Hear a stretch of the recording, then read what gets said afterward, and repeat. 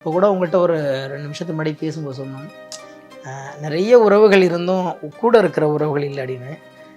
ஒய்ஃப்கிட்ட சொல்லுவேன், "ம், நமக்கு யாருமே இல்லையே" அப்படிம்பான். சில நேரத்தில் அந்த குழந்தைங்க வந்து 2 குழந்தையும் பார்த்துக்க முடியாமல் இருக்கும்போது 2 பேருமே தான் நாங்கள் பார்த்துட்டு இருந்தோம். ஒரு 6, 7 பேர்த்த நாங்கள் வேலைக்கு வைக்க முயற்சி பண்ணோம். ஆனால் யாரும் அவங்கள சரியாக வந்து குழந்தைங்கள பராமரிக்கலைங்கும்போது ஒரு முடிவுக்கு வந்தோம். நம்மளை விட நம்ம குழந்தைங்கள பாதுகாப்பாக யாரும் வச்சுக்க முடியாது.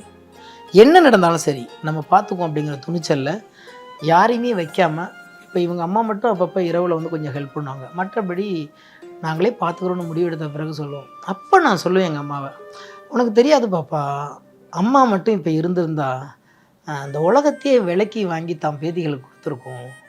ஏன்னா எங்கள் ஊரில் யாரு புள்ள பெற்றாலும் ஓடி போய் வேலை செய்கிற இடத்துல இருக்கும் அம்மா. அந்த 10 மாதம் அவங்கள அப்படி கவனிக்கும். ஊரில் யார் குழந்தை பெற்றாலும் யார் கர்ப்பமானாலும் நல்லது செஞ்சால் வீட்டில் கொண்ட குடுன்னு சொல்லி எத்தனையோ நாள் நான் ஸ்கூல் படிக்கும்போதெல்லாம் கொடுத்து அமைச்சிருக்காங்க. யார் யார் பிள்ளையோ யார் யாரோ வந்து வளர்க்குறதுக்காக கஷ்டப்பட்டவங்க இன்றைக்கி அவங்க பேர பிள்ளை இருந்தாங்கன்னா இன்றைக்கி எந்த உறவும் தேவையில்லை. அந்த ஒருத்தவங்க இல்லை பாப்பா, அதனால தான் உலகமே நமக்கு இல்லைங்கிற மாதிரி தோணுது" அப்படின்னு சொல்லி என் அம்மாவை பற்றியான நினைவுகளை நிறைய பகிர்ந்துக்கிட்டே இருப்பேன் அவன்கிட்ட. அது வந்து இருந்திருந்தால் வேற